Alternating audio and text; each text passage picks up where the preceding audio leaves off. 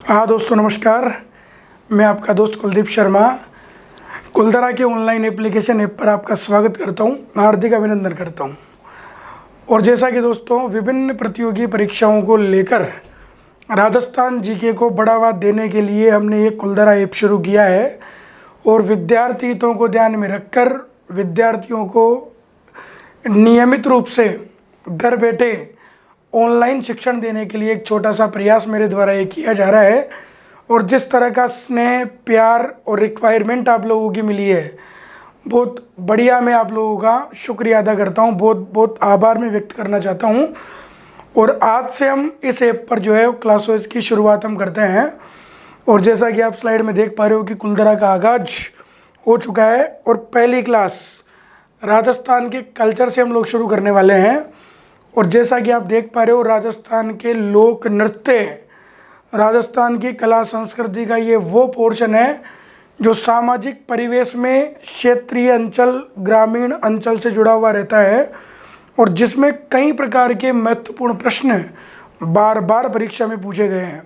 राजस्थान की छोटी भर्तियों से लेकर सबसे बड़ी भर्ती आरएस की भर्ती तक एग्जाम में लोक नृत्य से संबंधित प्रश्न पूछे गए हैं। इस बदलते हुए दौर में शिक्षा की क्रांति के अंतर्गत डिजिटलाइजेशन का प्रयोग करते हुए ये टॉपिक हम पढ़ना शुरू करेंगे राजस्थान के लोक नृत्य का। और बड़े शानदार तरीके से विभिन्न प्रकार के डायग्राम के माध्यम से, विभिन्न प्रकार के तथ्यों के माध्यम से, बड़ी गहनता और सटीक विषय वस्तु के साथ में, प्रामाणिक तथ्यों के साथ में एक एक टॉपिक को हम पढ़ना शुरू करेंगे। तो आज हम टॉपिक पढ़ना शुरू करते हैं राजस्थान के लोक नृत्य का टॉपिक। राजस्थान की कला संस्कृति के अंतर्गत इस टॉपिक को हम पढ़ते हैं। और देखिए दोस्तों, ये जो राजस्थान के लोक नृत्य का टॉपिक है जिसे हम पढ़ना शुरू करते हैं, इसमें से प्रश्न किस प्रकार के आते हैं, कौन कौन सी अवधारणाओं को ध्यान में रखकर प्रश्न पूछे जाते हैं, उनके बारे में हम चर्चा करते हैं। तो देखिए, सबसे पहली बात जो हम करने वाले हैं वो करने वाले हैं राजस्थान के लोक नृत्यों से जुड़ी हुई। राजस्थान के लोक नृत्य बड़ा शानदार टॉपिक है, बड़ा इम्पोर्टेंट टॉपिक है और किस प्रकार के प्रश्न वर्तमान दौर की परीक्षाओं में पूछे जा रहे हैं उनसे संबंधित ये टॉपिक है, उनसे संबंधित ये विषय वस्तु है। सबसे पहला प्रश्न है कि आपको पता होना चाहिए कि राजस्थान के लोक नृत्य में से हमें परीक्षाओं में 3 प्रकार के प्रश्न पूछे जाते हैं साहब। कितने प्रकार के प्रश्न पूछे जाते हैं? 3 प्रकार के। राजस्थान के लोक नृत्य में से हमें जो है परीक्षाओं में 3 प्रकार के प्रश्न पूछे जाते हैं। पहला प्रश्न जो बनता है वो प्रश्न बनता है कि बताइए राजस्थान में कौन सा नृत्य कहाँ का प्रसिद्ध है। सीधा सीधा प्रश्न आएगा कि बताओ कौन सा नृत्य कहाँ का प्रसिद्ध है। जैसे अग्नि नृत्य कहाँ का है? बीकानेर का। डोल नृत्य कहाँ का है? जालोर का। चरकुला नृत्य कहाँ का है? भरतपुर का। तो सीधा सीधा प्रश्न आएगा पहला कि कौन सा नृत्य कहाँ का प्रसिद्ध है। दूसरा जो प्रश्न आएगा दोस्तों, वो प्रश्न ये पूछा जाता है कि कौन सा नृत्य किस जाति या जनजाति द्वारा किया जाता है। जाति जनजाति से संबंधित प्रश्न आते हैं नृत्य में। जैसे प्रश्न आ गया कि कौन सा नृत्य है जो भीलों द्वारा किया जाता है, कौन सा है जो कालबेलियों द्वारा होता है, कौन सा है जो सहरिया जनजाति द्वारा होता है। तो दूसरा जो इम्पोर्टेंट प्रश्न बनता है वो बनता है जाति और जनजाति के नृत्यों को लेकर। और विद्वानों, तीसरे प्रकार का जो प्रश्न बनता है, जो आखिरी टाइप का तीसरे प्रकार का जो प्रश्न बनता है वो प्रश्न बनता है दोस्तों डीपली प्रश्न। बड़ी बड़ी गहन एग्जाम में, बड़ी बड़ी राजस्थान की भर्तियों में जो डीपली प्रश्न आते हैं वो किसी भी प्रकार का कोई सा भी आ सकता है। जैसे प्रश्न पूछ लिया कि बताओ साहब राजस्थान का एकमात्र वह कौन सा नृत्य है जो लगभग 1.25 महीने तक किया जाता है। प्रश्न पूछ लिया कि बताओ घूमर नृत्य के दौरान 8 कैरवे की एक चाल पाई जाती है, बताओ उसे क्या कहते हैं। प्रश्न पूछ लिया कि राजस्थान का एकमात्र वह कौन सा नृत्य है जो बड़े हर्षोल्लास के साथ किया जाता है लेकिन जिसकी समाप्ति दुख के साथ होती है। तो ये 3 प्रकार के प्रश्न हम पढ़ेंगे। पहला प्रकार जो मैंने आपको बताया वो ये बताया कि पहला प्रश्न पूछेगा कि क्षेत्रीय नृत्यों को लेकर कि कौन सा नृत्य किस क्षेत्र में किया जाता है, किस जगह पर किया जाता है? तो पहला प्रश्न आएगा क्षेत्रीय नृत्यों को लेकर। दूसरा प्रश्न जो बनता है वो बनता है जाति या जनजाति के नृत्यों को लेकर। जाति या जनजाति के नृत्यों को लेकर प्रश्न पूछेगा कि कौन सा नृत्य किस जाति द्वारा या किस जनजाति द्वारा किया जाता है। और तीसरा प्रश्न आता है डीपली, ठीक है, विशेष प्रश्न, जो विशेष प्रकार की प्रतियोगी परीक्षाओं में बार बार पूछे जाते हैं, डीपली तरीके से पूछे जाते हैं। तो इन तीनों प्रकार के प्रश्नों के स्तर को ध्यान में रखकर, ध्यान रखना, इन तीनों प्रकार के प्रश्नों के स्तर को ध्यान में रखकर ये टॉपिक हम पढ़ना शुरू करते हैं राजस्थान के लोक नृत्य का।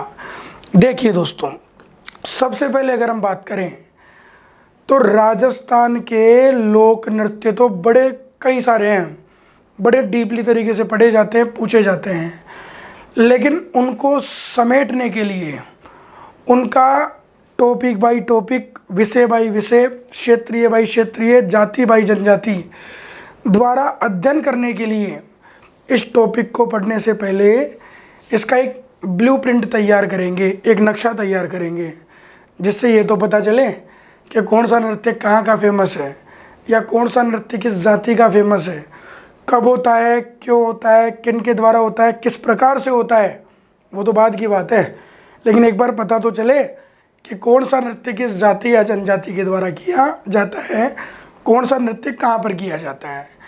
तो सबसे पहले राजस्थान के लोक नृत्यों को याद करने के लिए मैंने कुछ लाइनें बना रखी है, कुछ शॉर्ट ट्रिक्स बना रखी हैं। अगर वो लाइनें आपने याद कर ली तो सामान्य प्रतियोगी परीक्षाओं में जो सामान्य प्रकार के प्रश्न बनते हैं वो उन्हीं में से बनते हैं जो हम पढ़ेंगे, अभी पढ़ते ही पता चल जाएगा आपको। तो अगर सामान्य प्रश्न परीक्षा में पूछा जा रहा है तो लाइनें याद है तो आराम से आंसर कर दोगे, लेकिन ध्यान रहे कि शॉर्टकट सफलता का मुख्य आधार नहीं होता है। अगर वास्तव में मेरिट लानी है, वास्तव में गहनता से पढ़ना है, तो पूरे मैटर को step by step, topic by topic अपने को पढ़ना पड़ेगा। तो सबसे पहले ब्लूप्रिंट तैयार करते हैं। सबसे पहले जो बातें हैं नृत्यों से जुड़ी हुई वो हम तैयार करते हैं, और उसी क्रम में सबसे पहले बात करते हैं मारवाड़ के नृत्यों की। बहुत आराम से समझना, नृत्यों को पढ़ने के लिए सबसे पहले 6 लाइनें मैं आपको बताऊंगा, और वो 6 लाइनें आपको याद करनी पड़ेगी। वो 6 लाइनें जब याद हो जाएगी तब एक एक लाइन के जो नृत्य मैं आपको बताने जा रहा हूँ, एक एक लाइन के नृत्य में जो आपको पढ़ाने जा रहा हूँ, वो बड़े आराम से आप पढ़ पाओगे, बड़े आराम से आप लोग याद कर पाओगे। तो सबसे पहले बात कर रहे हैं मारवाड़ के नृत्यों के बारे में। ध्यान रहे विद्वानों, आपको पता होना चाहिए कि मारवाड़ क्षेत्र राजस्थान का वो क्षेत्र है जो सबसे बड़े सर्वाधिक क्षेत्रफल में फैला हुआ है। क्षेत्रफल की दृष्टि से सबसे बड़ा क्षेत्र, सबसे बड़ी रियासत प्राचीन काल में कौन सी थी? मारवाड़। वर्तमान में भी कौन सी है? मारवाड़। तो पहले हम पढ़ेंगे कि मारवाड़ क्षेत्र में कौन कौन से नृत्य किए जाते हैं, वो कब होते हैं, क्यों होते हैं, किन के द्वारा होते हैं, किस प्रकार से होते हैं, वो तो बाद की बात है। पहले ये तो पता चले कि कौन कौन से नृत्य हैं जो मारवाड़ में किए जाते हैं। तो मारवाड़ के नृत्यों को याद करने की एक लाइन है, और लाइन है विद्वानों कि मारवाड़ की झांझी। ढंग से समझते जाना, एक लाइन है और लाइन है कि मारवाड़ की झांझी। ध्यान से सुनिएगा। हम पढ़ रहे हैं कि मान लो मारवाड़ की एक लड़की है और लड़की का क्या नाम है? झांझी। तरीके से समझना है। मान लो मारवाड़ की एक लड़की है, लड़की का नाम है झांझी, और ये झांझी नाम की लड़की क्या करती है? तो ये मारवाड़ की झांझी गुड़ला में मछली डालती है। गुड़ला में मछली डालती है। मारवाड़ की एक लड़की है और लड़की का नाम है झांझी, और ये झांझी नाम की लड़की गड़े में या मटके में या गुड़ला में क्या डालती है? मछली डालती है। ध्यान रहे, पश्चिमी राजस्थान में मारवाड़ क्षेत्र में गुड़ले को, यानी कि हम बात करें तो पश्चिमी राजस्थान में मारवाड़ क्षेत्र में गड़े को या मटके को स्थानीय भाषा में गड़ला या गुडला कहा जाता है। तो लाइन है कि मारवाड़ की एक झांझी नाम की लड़की है और ये झांझी नाम की लड़की गुडला में क्या डालती है, मछली डालती है। अगर ये लाइन याद हो गई तो मारवाड़ के सारे नृत्य याद हो गए। समझना ध्यान से, मारवाड़ की झांझी गुडला में मछली डालती है। अगर ये लाइन हमने याद कर ली तो मारवाड़ के सभी नृत्य याद हो गए। ध्यान से सुनिएगा, मारवाड़ का जो पहला नृत्य बना है विद्वानों, वो पहला नृत्य बन गया झांझी। मारवाड़ का पहला नृत्य कौन सा हो गया, झांझी। दूसरा नृत्य गुडला से बन गया गुडला। गुडला से कौन सा बन गया, गुडला। तीसरा मछली से बन गया मछली नृत्य। मछली से कौन सा बन गया, मछली। और चौथा डा से बन गया डांडिया। डा से कौन सा बन गया, डांडिया। तो मारवाड़ के कितने नृत्य हो गए, 4। अरे मारवाड़ के कितने नृत्य हो गए, 4। पहला हो गया झांझी, दूसरा हो गया गुडला, तीसरा हो गया मछली और चौथा हो गया डांडिया। तो मारवाड़ के कितने नृत्य कंप्लीट हो गए, 4। कि मारवाड़ में 4 नृत्य किए जाते हैं, झांझी, गुडला, मछली और डांडिया। ठीक है, इसके बाद आगे बढ़ते हैं और बात करते हैं दोस्तों शेखावाटी क्षेत्र की। किस क्षेत्र की बात करते हैं, शेखावाटी। नाम पढ़ा होगा पहले, इतिहास कभी पढ़ा होगा तो शेखावाटी का। जब भी ऑफलाइन क्लासेस में हम पढ़ाते हैं तो मैं बार बार पूछता हूँ, बार बार मैं उनसे प्रश्न पूछता हूँ। मैंने कहा बताओ रे भाई, ये शेखावाटी किसके द्वारा बसाई गई थी। ध्यान रखना, वाटी का मतलब होता है क्षेत्र, और कोई भी जागीरदार सामंत कोई खुद का क्षेत्र बसाता है तो वो खुद का नाम पहले जोड़ता है और उसके बाद में वाटी क्षेत्र जोड़ देता है। तो ध्यान रखना, अगर शेखावाटी से संबंधित बात पूछ ली जाए कि बताओ शेखावाटी किसने बसाई थी, तो ध्यान रखना शेखावाटी जो बसाई थी, ये बसाई थी राव शेखा ने। किसने बसाई थी, राव शेखा ने। राव शेखा नाम के एक जागीरदार ने जयपुर रियासत के अंतर्गत, आमेर रियासत के अंतर्गत एक नगरी बसाई थी और उस नगरी का नाम क्या रखा था, शेखावाटी।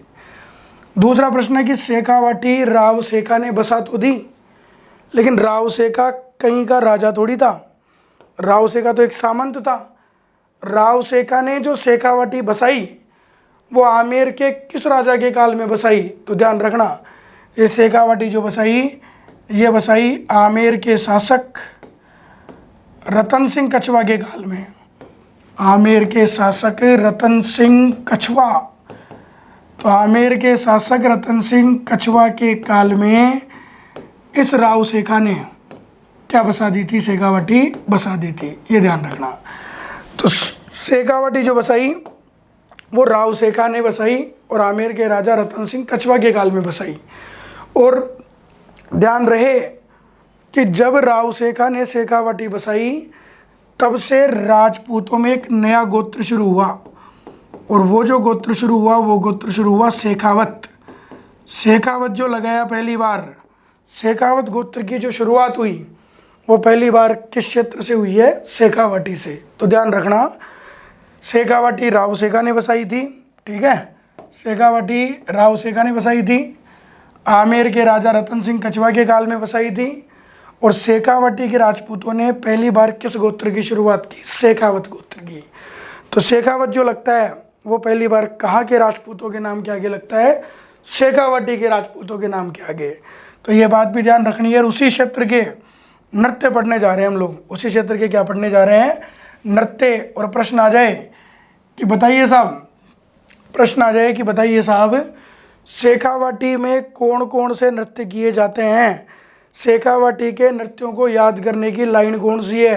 तो देखिए लाइन है कि शेखावाटी का गीदड़, शेखावाटी का गीदड़, शेखावाटी का गीदड़। इंटरेस्टिंग लाइन है ये। राजस्थान के इतिहास में शेखावाटी को वीर प्रसूतारी धरती के नाम से जाना जाता है। शेखावाटी को किस नाम से जानते हैं, वीर प्रसूतारी धरती के नाम से। लेकिन ट्रिक में गीदड़ आ रहा है तो गीदड़ ही याद करना है। लाइन है कि शेखावाटी का गीदड़ चंग लेकर, क्या लेकर, चंग लेकर कच्ची घोड़ी बन गया, कच्ची घोड़ी बन गया। शेखावाटी के नृत्यों को याद करने की लाइन है कि शेखावाटी का गीदड़ चंग लेकर कच्ची घोड़ी बन गया। अगर ये लाइन याद कर ली तो शेखावाटी के सभी नृत्य याद हो गए। देखो, शेखावाटी का पहला नृत्य है गींदड़ नृत्य। पहला कौन सा है? गींदड़। दूसरा है चंग नृत्य। दूसरा कौन सा नृत्य है? चंग।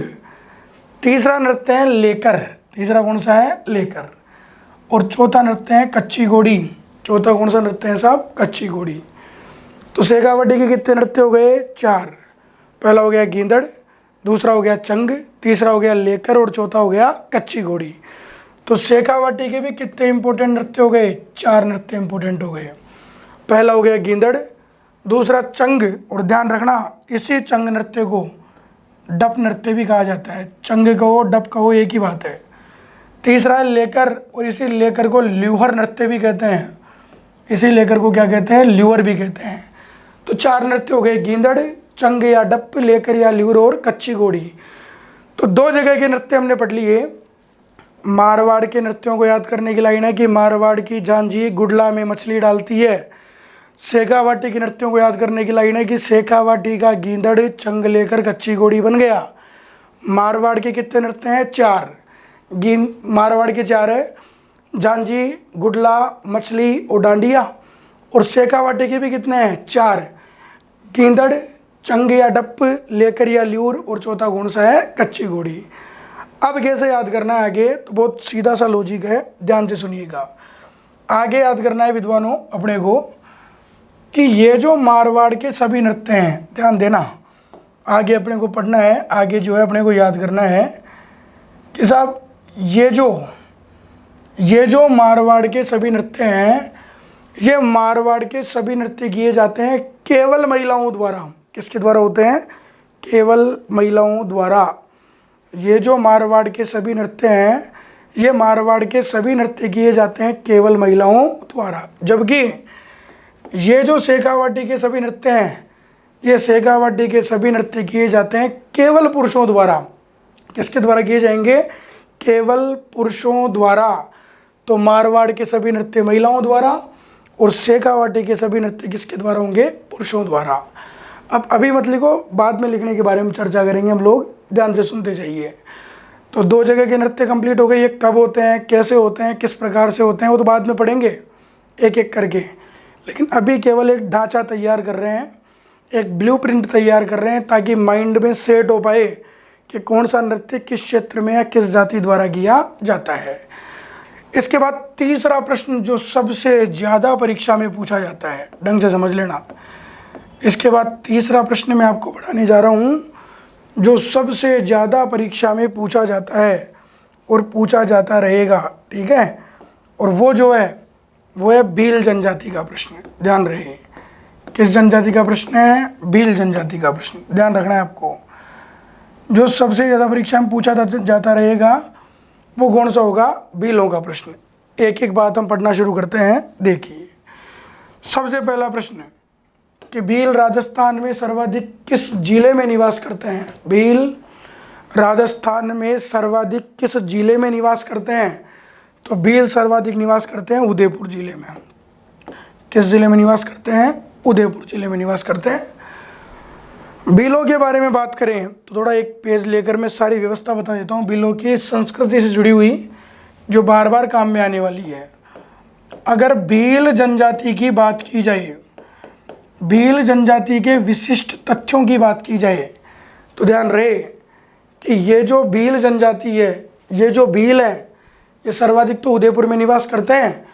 लेकिन भील जनजाति को कर्नल जेम्स टोड ने इन भीलों को कहा है वनपुत्र। भीलों को क्या बताया है? वनपुत्र बताया है। ध्यान रखना, जंगल में रहने वाले पुत्र हैं, जंगल के पुत्र हैं, तो वनपुत्र कर्नल टोड ने किसे कहा? भीलों को। दूसरी इंपॉर्टेंट बात जो बड़ी गहनता के साथ पढ़ ली जाती है कई बार, प्रश्न ये आता है कि भील जनजाति वो जनजाति है राजस्थान की जो सामान्य शब्दों को क्षेत्रीय शब्दों में डालकर पढ़ती है, डालकर पूछी जाती है। जैसे कभी आप लोगों ने अगर भीलों के बारे में पढ़ा हो, भीलों की संस्कृति, बीलों के आभूषण, बीलों के जनजीवन से संबंधित बात पढ़ी हो तो आपने कुछ शब्द पढ़े होंगे। और जब भी आप कोई सी भी परीक्षा दोगे तो राजस्थानी शब्दावली के शब्द आपको एक आध प्रश्न जो है परीक्षा में देखने को मिलेंगे। जैसे भील जनजाति हम पढ़ते हैं तो एक शब्द हम पढ़ते आ रहे हैं शुरू में, कू। एक शब्द आता था खूब परीक्षा में, KOO, कू किसे कहते हैं, क्या होता है कू? तो इसका एक ही आंसर था कि भील जनजाति के जो कच्चे मकान होते थे, भील जनजाति के जो कच्चे मकान होते थे, उन्हीं कच्चे मकानों को क्या कहते थे हम लोग, कू कहते थे साहब। लेकिन जैसे जैसे राजस्थान जी के आगे पढ़ोगे, जैसे जैसे राजस्थान जीके की आगे की गतिविधि पढ़ोगे तो कई प्रकार के प्रश्न बनेंगे। एक तो आपने कू पढ़ लिया कि कू क्या होता है, लेकिन विद्वानों इस कू के समानार्थी राजस्थानी शब्दावली में और भी शब्द पढ़े जाते हैं, और भी शब्द पूछे जाते हैं। जैसे एक तो कू हो गया, एक शब्द आप पढ़ोगे अटकू, बिल्कुल पढ़ोगे जब वेशभूषा पढ़ोगे, अटकू। एक शब्द आप पढ़ोगे कू, अटकू, एक पढ़ोगे खटकू, राजस्थानी शब्द है सब। और एक शब्द पढ़ोगे आप लोग पटकू, बिल्कुल एक कू लग रहा है लेकिन सबका मतलब अलग अलग है। कू हो गया, अटकू हो गया, खटकू हो गया, पटकू हो गया। और इसी पटकू से जुड़ा हुआ एक शब्द और आता है पटका। तो जो भी टॉपिक हम पढ़ते जाएंगे वहाँ जो जो शब्द आते जाएंगे उनको सबको साथ में पढ़ते जाएंगे हम लोग, तब जाके याद होगी चीज़ें। भीलों के नृत्य पढ़ने से पहले भीलों के बारे में सामान्य जानकारी मैं आप लोगों को बता रहा था कि भीलों को कर्नल जेम्स टोड ने वनपुत्र कहा है। भील जनजाति के जो कच्चे मकान होते हैं उन्हें क्या कहा जाता है, कू कहा जाता है। लेकिन आपके सिलेबस में राजस्थान के आभूषण भी है, राजस्थान की संस्कृति भी है, राजस्थान के वेशभूषा और मेले त्यौहार भी है। तो ये सारी चीज़ें आपको पढ़नी पड़ेगी, सारी चीज़ें आपको देखनी पड़ेगी। तो ध्यान रखना, अटकू, खटकू, पटकू, पटका, ये सब क्या होते हैं तो तरीके से समझना है। अटकू किसे कहते हैं तो जब वेशभूषा में आपको पढ़ाऊंगा, ये भीलों से संबंधित नहीं है, भीलों से संबंधित तो कू ही था, लेकिन कू के समानार्थी दिखने वाले जो शब्द हैं उनको एक एक करके मैं आपको बता रहा हूँ। तो एक शब्द आ गया अटकू, किसे कहते हैं अटकू? तो जब भी मैं पढ़ाता हूँ ऑफलाइन क्लासेज में तो पूछ लेता हूँ मैंने, बताओ रे भाई किसे कहेंगे अटकू, क्या होता है अटकू? ये पूछता रहता हूँ मैं बार बार। तो मैं आप लोगों को बता देता हूँ कि अटकू किसे कहते हैं कि गरासिया जनजाति की बालिकाओं द्वारा, ध्यान से समझना, गरासिया जनजाति की बालिकाओं द्वारा, या सीधा सीधा प्रश्न पड़े कि गरासिया जनजाति की महिलाओं द्वारा जो नवजात शिशु के लिए वस्त्र तैयार किए जाते हैं वो वस्त्र क्या कहलाते हैं, अटकू कहलाते हैं। गरासिया जनजाति की महिलाएं नवजात शिशु के लिए ऐसा वस्त्र बनाती है जिसमें बच्चे का टोपा भी लगा रहता है, ठीक है, जिसमें बच्चे की शर्ट भी रहती है और जिसमें बच्चे की पैंट भी रहती है, उस वस्त्र को क्या कहते हैं, अटकू कहते हैं। तो गरासिया जनजाति की महिलाओं द्वारा नवजात शिशु के लिए जो वस्त्र तैयार किए जाते हैं वही वस्त्र क्या कहलाते हैं, अटकू कहलाते हैं। याद करने का तरीका, जिसमें बच्चा अटक जाए वही क्या कहलाएगा, अटकू कहलाएगा साहब, ठीक है। फिर अटकू के बाद एक शब्द आता है खटकू, किसे कहते हैं? तो वेरी इंपॉर्टेंट शब्द है ये भी। जनजाति महिलाएं, कोई से भी जनजाति हो, भील, मीणा, कतोड़ी, सासी, कालबेलिया, कंजर, कोई से भी जनजाति हो, जनजाति महिलाओं की हाथों की जो चूड़ियाँ होती है उन चूड़ियों को क्या कहा जाता है, खटकू कहा जाता है। तो जनजाति महिलाओं की हाथों की जो चूड़ियाँ होंगी वही चूड़ियाँ क्या कहलाएगी, खटकू कहलाएगी साहब, क्लियर। तो जनजाति महिलाओं की हाथों की चूड़ियाँ क्या कहलाती है, खटकू कहलाती है। दूसरा प्रश्न, एक शब्द है पटकू। जब भी मैं पढ़ाता हूँ ऑफलाइन में तो पूछता हूँ, हिंट देता हूँ उन्हें कि दोस्तों पटकू जो है ये विवाह से संबंधित एक संस्कार होता है। विवाह से संबंधित क्या होता है, संस्कार। भीलों में नहीं, गरासियों में नहीं, अपनी आम जनजाति में शादी के दौरान एक संस्कार होता है पटकू। हाँ बिल्कुल सही बता रहे हो। देखो सबसे पहला आंसर समझ लेना आप लोग कि विद्वानों पटकू किसे कहते हैं, विवाह से संबंधित संस्कार है और सेकंड ग्रेड की भर्तियों में, ठीक है। विवाह से संबंधित कई प्रकार के संस्कार पूछे जाते रहे हैं पीटीआई के एग्ज़ाम में। इसके अलावा एलएसए के एग्ज़ाम में राजस्थानी शब्दावलियों के प्रश्न खूब मात्रा में परीक्षा में पूछे जाते हैं, तो शब्दावलियाँ पता होनी चाहिए आपको। लग्न पत्रिका, कुमकुम पत्रिका, तलेवा, मुकलावा, बिनोटा, ये तो सब जानते हैं। जो चीज़ हम नहीं जानते हैं उसी के बारे में पढ़ना है। और वो जो चीज़ नहीं जानते हैं विवाह से संबंधित संस्कारों में, वो कई सारी है। जैसे एक तो पटकू आ ही गया, और भी कई चीज़ें हैं जो हम नहीं जानते हैं। कौन सी चीज़ें हैं बता देता हूँ मैं आपको। एक तो ये आ ही गया, एक जो चीज़ आती है जिसके बारे में हम नहीं जानते हैं, नहीं पढ़ते हैं, विवाह से संबंधित संस्कारों में। विवाह से संबंधित संस्कारों की अगर बात हो ही रही है तो वो प्रश्न जो सर्वाधिक परीक्षा में पूछे जाते रहे हैं, सर्वाधिक पूछे जाते रहेंगे, उनके बारे में बात करते हैं। तो एक प्रश्न आता है आजकल, हाथन डोर किसे कहते हैं। ये भी विवाह से संबंधित संस्कार है। प्रश्न आता है कि बताओ हाथन डोर किसे कहते हैं। एक प्रश्न आता है कि बताओ रटकण किसे कहते हैं, विवाह से संबंधित संस्कार है।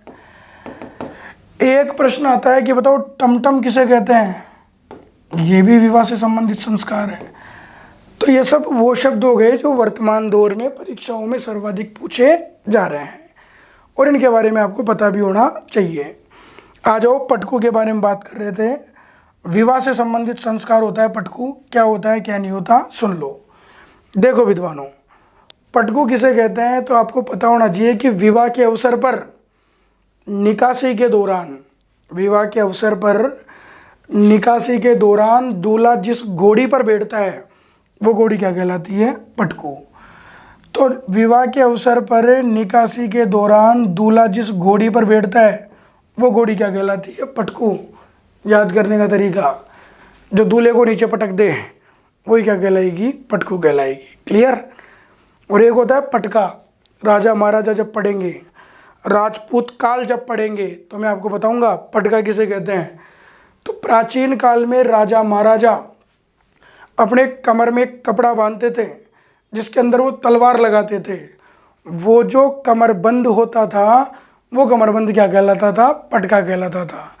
तो प्राचीन काल में राजा महाराजाओं द्वारा कमर में जो कपड़ा बांधा जाता था, जो कमरबंद बांधा जाता था, वही कमरबंद क्या कहलाता था, पटका कहलाता था।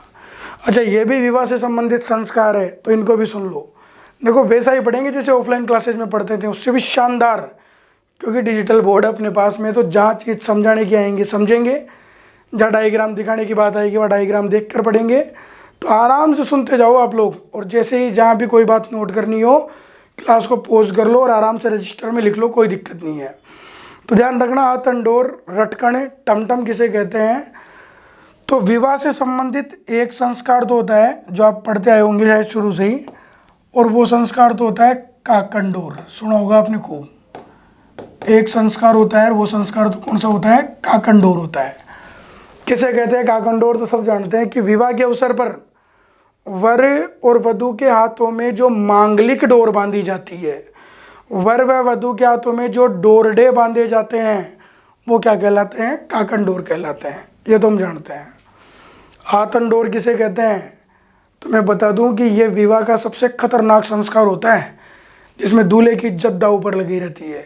क्या होता है हाथन डोर, तो आपको पता होना चाहिए कि फेरों के कार्यक्रम के बाद जब वर और वधू को विदा किया जाता है, जैसे वो गाड़ी में बैठ के घर पे आते हैं, तो घर पे आते ही उनको दोनों को सबसे पहले भगवान के कमरे के अंदर बैठा दिया जाता है।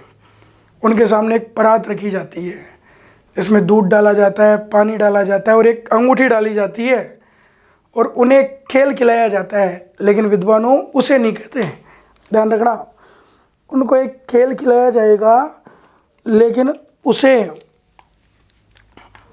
उनको जो है वो एक खेल खिलाया जाता है, लेकिन उसे नहीं कहेंगे साहब, उसे तो जुआ जुई खेलना कहते हैं। उसे तो क्या कहते हैं, जुआ जुई खेलना।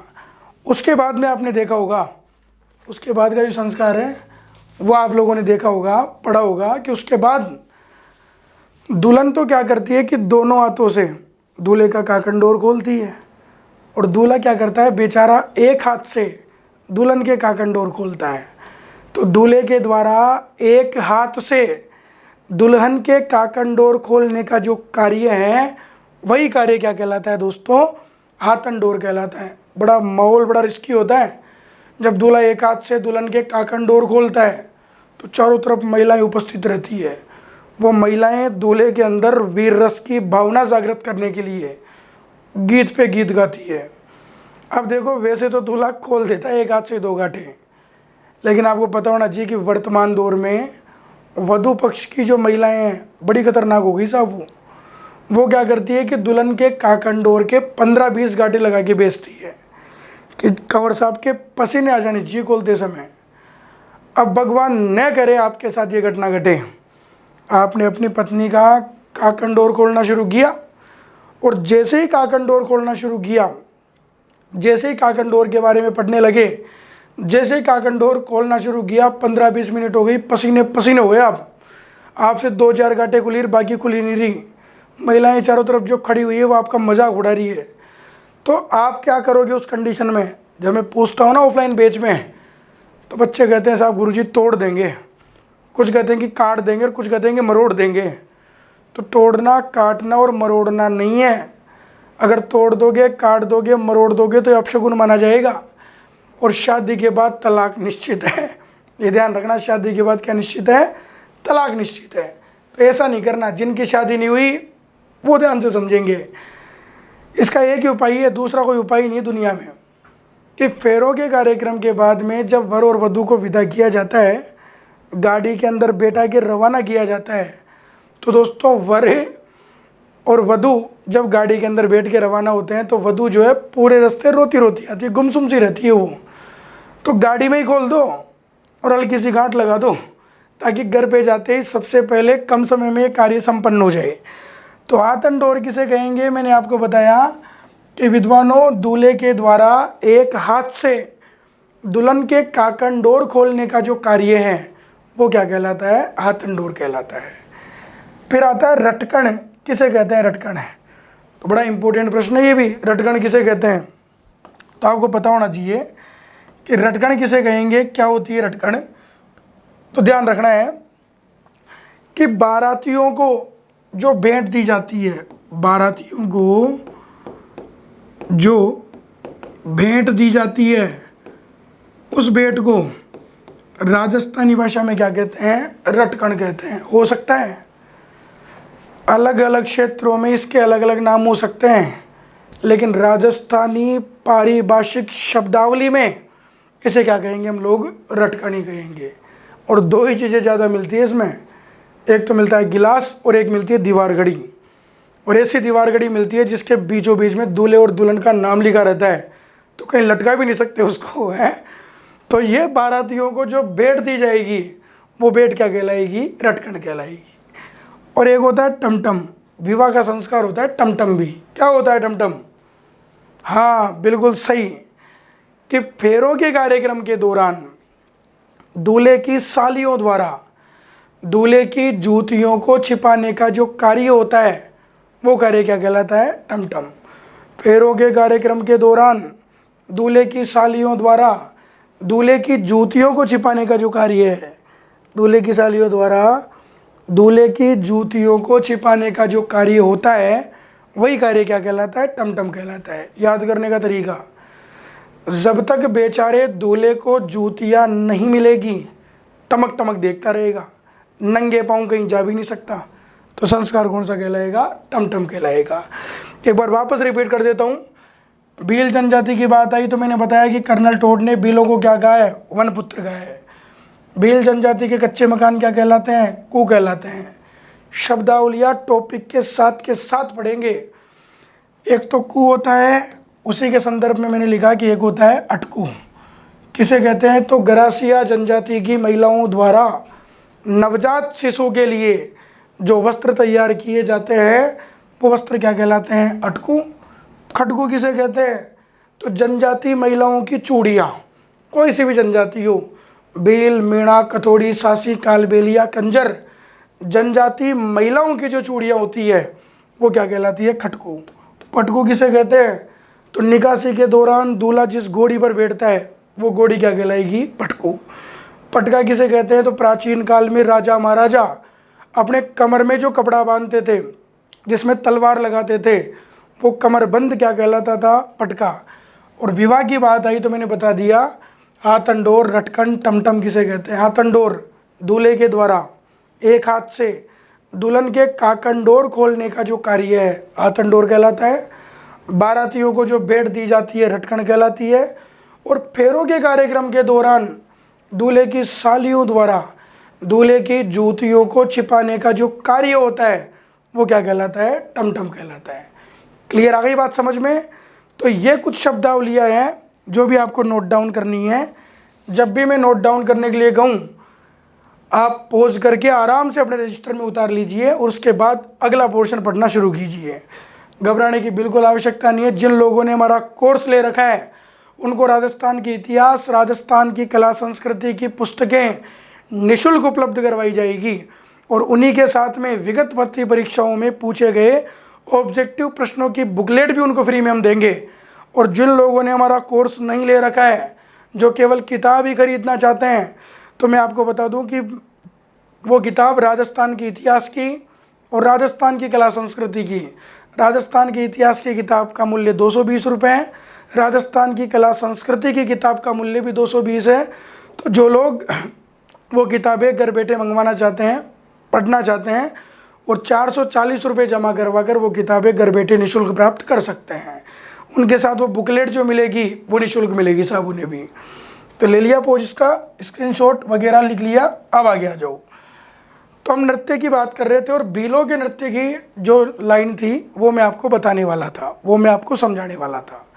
तो ध्यान रखना, भील जनजाति द्वारा, भीलों के द्वारा जो नृत्य किए जाते हैं, भीलों के द्वारा जो नृत्य पढ़े जाते हैं, उनको याद करने की लाइन कौन सी है? तो भील जनजाति द्वारा जो नृत्य किए जाते हैं उनको याद करने की लाइन है कि भीलों की गैंग। आपको पता है कि भील जो है बेचारे पहाड़ी इलाकों में निवास करते हैं, तो गैंग बना के घूमते हैं। क्या बना के घूमते हैं? गैंग, समूह में घूमते हैं। तो लाइन है कि भीलों की गैंग युद्ध करके, भीलों की गैंग युद्ध करके राह में घूमने जाती है। कहाँ पे घूमने जाती है? राह में घूमने जाती है। लाइन हो गई याद करने की कि भीलों की गैंग युद्ध करके राह में घूमने जाती है। अगर ये लाइन आपने याद कर ली तो भील जनजाति के सभी नृत्य आपको याद हो गए। देखो, भीलों का जो पहला नृत्य है, भील जनजाति का जो पहला नृत्य है वो गे से बन गया गेर। अरे गे से कौन सा नृत्य बन गया? गेर बन गया साहब। भीलों का जो पहला नृत्य है वो विद्वानों गे से बन गया गेर नृत्य। ठीक है। फिर दूसरा गे से बन गया गवरी नृत्य। गे से कौन सा बन गया? गवरी नृत्य। फिर तीसरा युद्ध से बन गया युद्ध नृत्य। युद्ध से कौन सा बना? युद्ध। फिर चौथा द्वि से बन गया द्विचक्री नृत्य। द्वि से कौन सा बन गया? द्विचक्री। ध्यान से समझते जाना है। एक बार तो युद्ध से युद्ध बन गया और एक बार द्वि से कौन सा बन गया? द्विचक्री। उसके बाद करके से बना कर नृत्य। करके से कौन सा बना? कर। फिर रा से बना राई नृत्य। रा से कौन सा बना? राई। फिर है से बन गया हाथी मना। ऐसे कौन सा बना? हाथी मना। और फिर घूम से बन गया घूमरा नृत्य। घूम से कौन सा बन गया? घूमरा। और अंत में ने से बन गया नेजा नृत्य। ने से कौन सा बन गया? नेजा। और इनकी काउंटिंग करेंगे तो कितने नृत्य निकल के आएंगे? 9। कितने नृत्य निकल के आएंगे? 9। भील सर्वाधिक उदयपुर में रहते हैं। भील जनजाति के नृत्यों को याद करने की लाइन है कि भीलों की गैंग युद्ध करके राह में घूमने जाती है। पहला गे से बन गया गेर, दूसरा गे से बन गया गवरी, तीसरा युद्ध से बन गया युद्ध, चौथा द्वि से बन गया द्विचक्री, पांचवा करके से बन गया कर, छठा राई से बन गया रा से बन गया राई, सातवां ऐसे बन गया आतिमना, आठवां घूम से बन गया घूमरा और नौवां ने से बन गया नेजा। तो ये टोटल काउंटिंग कितनी हो गई? 9। और ये 9 के 9 नृत्य किसके द्वारा होते हैं? भीलों द्वारा। कब होते हैं, क्यों होते हैं, किस प्रकार से होते हैं, वो सब आगे पढ़ेंगे। तो ये 9 नृत्य होते हैं भीलों द्वारा। ध्यान रखना नेजा के बारे में अगर हम बात करें तो वही राजस्थानी शब्दावली नेजा राजस्थान में 3 चीज़ों को कहते हैं मुख्यतया। नेजा कितनी चीज़ों को कहते हैं? 3। एक तो भीलों का नृत्य हो गया साहब, एक तो नेजा किसका नृत्य हो गया? भीलों का नृत्य हो गया नेजा। तो एक तो भीलों का जो नृत्य है वो हो गया नेजा। दूसरा, रामदेव जी की जो पताका होती है, रामदेव जी का जो झंडा होता है, वो रामदेव जी की ध्वज या पताका जो होती है उसे भी हम क्या कहते हैं? नेजा कहते हैं।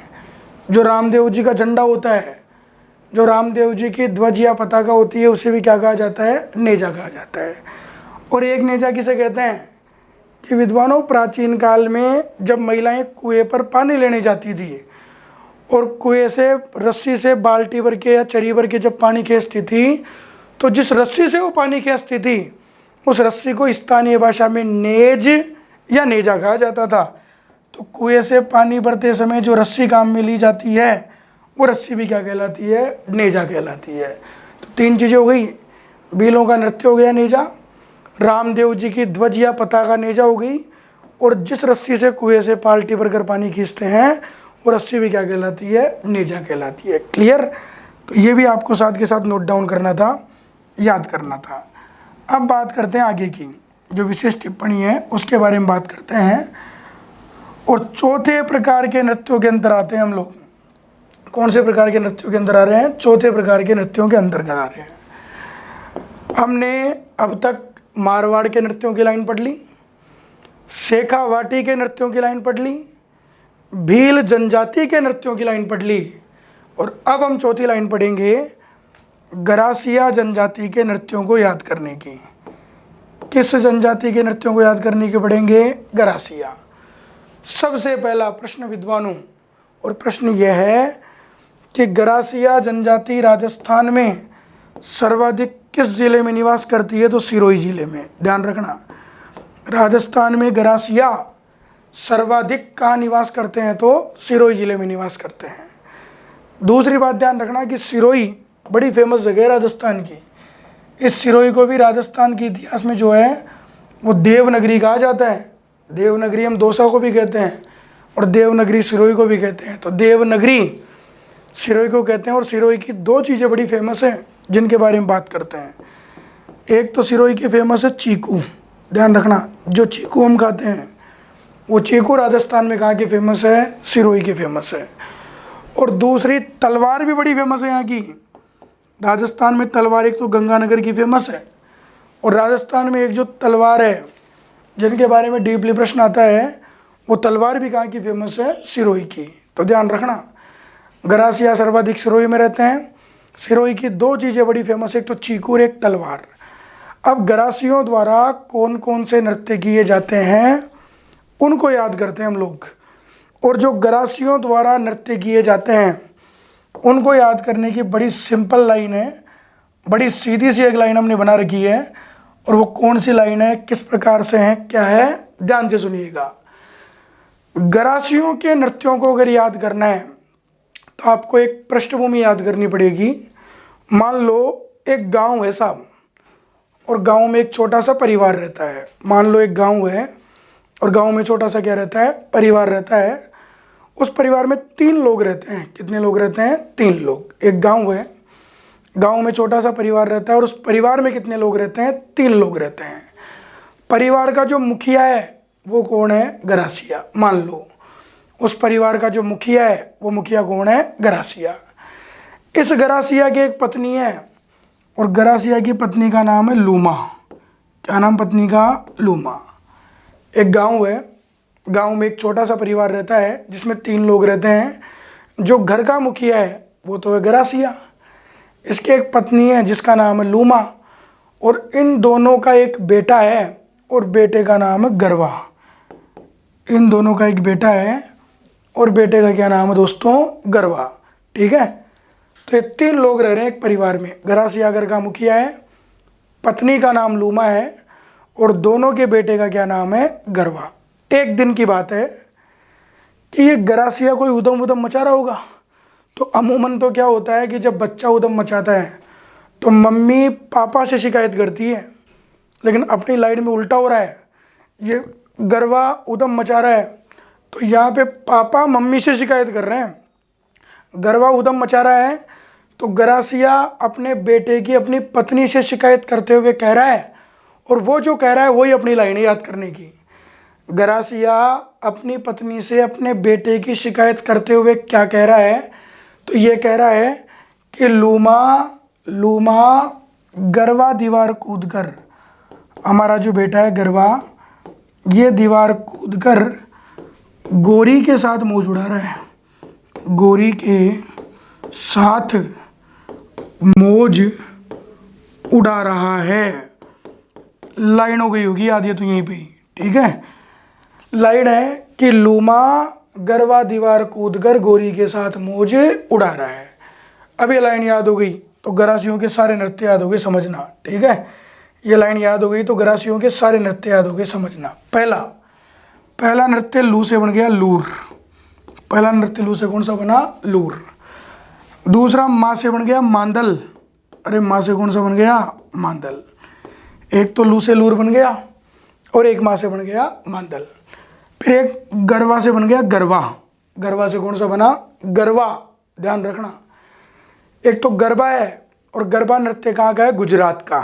एक तो गरबा है और गरबा कहाँ का है, गुजरात का। एक गरबा है जो गरासिया जनजाति का है, तो गरबा से कौन सा बन गया, गरबा।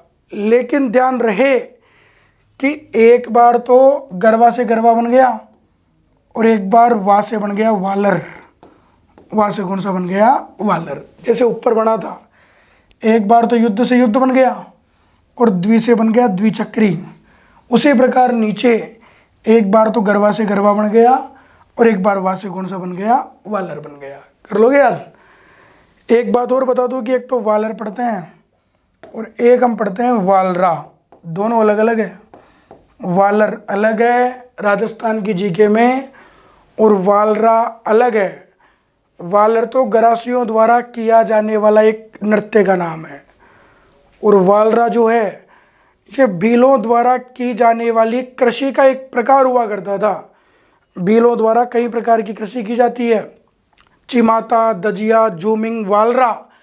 तो वालरा तो भीलों की कृषि का नाम है और वालर गरासियों के नृत्यों का नाम है, ये ध्यान रखना। तो वहाँ से कौन सा बन गया, यहाँ पे वालर बन गया। इसके बाद विद्वान हो, वहाँ से बन गया वालर। वालर के बाद की अगर हम बात करेंगे तो वालर के बाद यहाँ पे दीवार से बन गया दीवार, ढंग से समझ लेना। वालर के बाद अगर हम बात करेंगे तो यहाँ दीवार से कौन सा बन गया, दीवार नृत्य।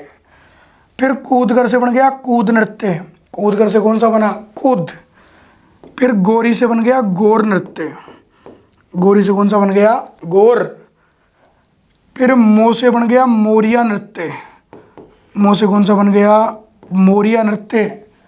और अंत में जैसे बन गया जवारा नृत्य, जैसे कौन सा नृत्य बन गया, जवारा नृत्य। और इनकी भी total of calculation, total of numbering कितनी हो गई, 9 हो गई साहब। देखो, गरासिया अपनी पत्नी लूमा से अपने बेटे की शिकायत करते हुए कहता है कि लूमा गरबा दीवार कूदकर गोरी के साथ मौज उड़ा रहा है। यानी कि पहला लू से लूर बन गया, दूसरा माँ से मांदल बन गया, तीसरा गरबा से गरबा बन गया, चौथा वा से वालर बन गया, पांचवा दीवार से दीवार बन गया, छठा कूदकर से कूद बन गया, सातवां गोरी से गोर बन गया, आठवां मुँह से मोरिया बन गया और नौवां जैसे जवारा बन गया।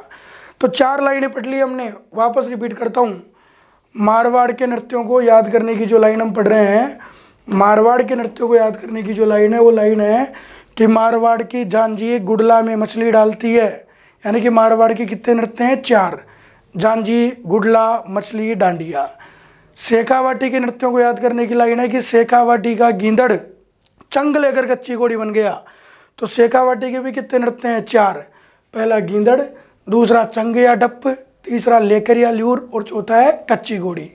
फिर मैंने बताया था कि मारवाड़ के सभी नृत्य महिलाओं द्वारा किए जाते हैं और शेखावाटी के सभी नृत्य पुरुषों द्वारा किए जाते हैं। याद करना ही है, मारवाड़ के सभी नृत्य महिलाओं द्वारा और शेखावाटी के सभी नृत्य पुरुषों द्वारा किए जाते हैं। इसके बाद भीलों के नृत्य पढ़े तो भील सर्वाधिक किस जिले में? उदयपुर में। और भील जनजाति के नृत्यों को याद करने की लाइन है कि भीलों की गैंग युद्ध करके राह में घूमने जाती है। टोटल नंबर ऑफ कैलकुलेशन कितनी हो गई? 9। पहला बन गया गेर, दूसरा गवरी, तीसरा युद्ध, चौथा द्विचक्री, पांचवा कर, छठा राई, सातवां तिमना, आठवां घूमरा और नौवां नीजा। ये हो गए 9। और इसके बाद गरासियों की बात की तो गरासिया सर्वाधिक सिरोही में पाए जाते हैं।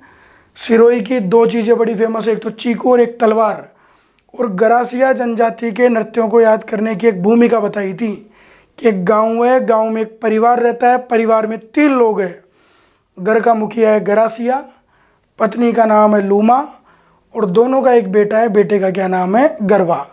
तो गरासिया अपनी पत्नी लूमा से अपने बेटे की शिकायत करते हुए कह रहा है, और ये कह रहा है कि लूमा गरवा दीवार कूदकर गोरी के साथ मौज उड़ा रहा है। और कितने नृत्य हो गए? 9। पहला लूर, दूसरा मांदल, तीसरा गरवा, चौथा वालर, पांचवा दीवार, छठा कूद, सातवां गोर, आठवां मोरिया और नौवां जवारा। ये दोनों नृत्य कुछ पुरुषों द्वारा होंगे, कुछ महिलाओं द्वारा होंगे, कुछ युगल नृत्य होंगे। तो वो तो पढ़ेंगे जब समझ में आएगी सारी बात।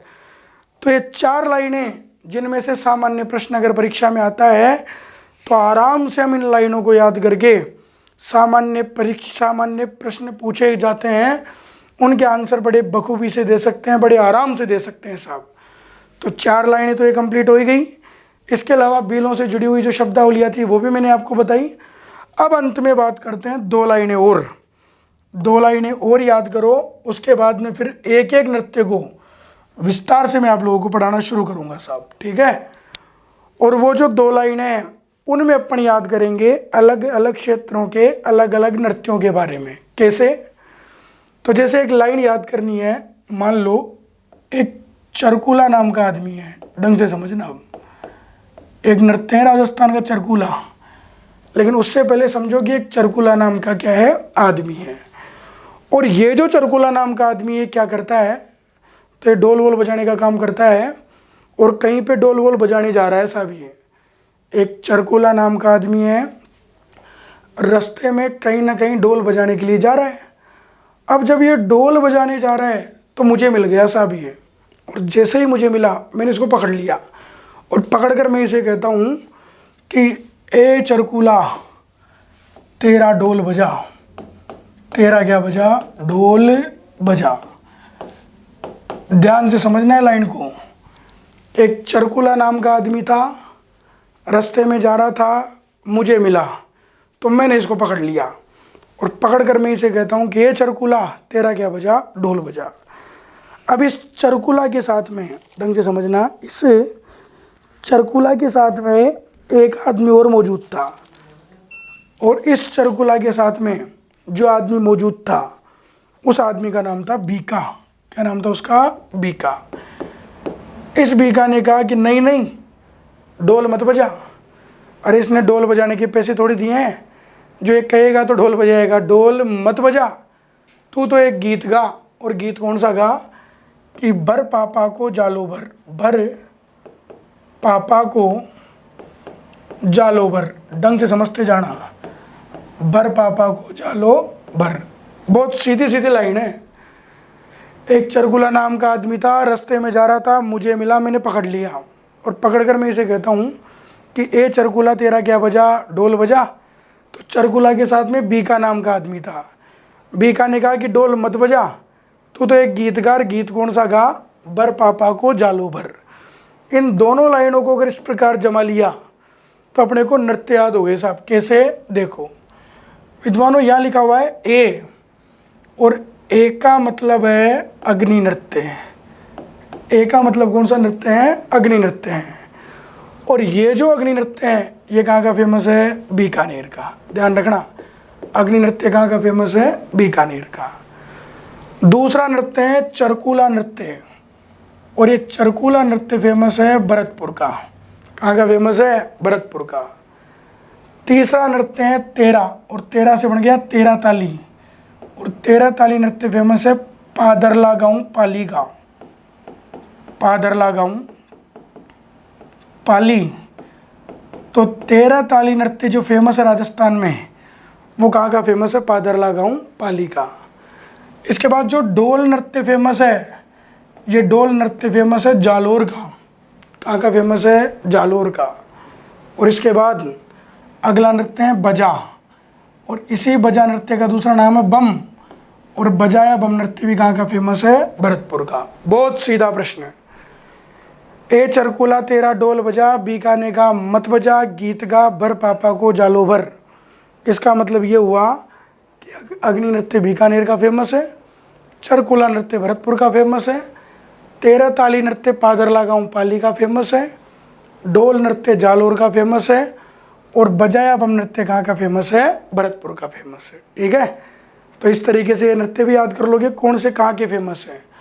और अब अंतिम लाइन पढ़ते हैं, उसके बाद एक एक को बड़े विस्तार से गहनता से पाठ्यक्रम और सिलेबस के अनुसार हम लोग पढ़ना शुरू करेंगे। और आखिरी जो लाइन है याद करने की, वो भी मैं आपको बता देता हूँ। देखिए, वो जो लाइन है विद्वानों याद करने की, वो लाइन क्या है? तो वो लाइन है कि एक चरी है साहब, ध्यान रखना, बहुत आराम से समझना है। मान लो एक चरी है, एक क्या है? ये चरी, और ये चरी जो है जंगल में पड़ी हुई है।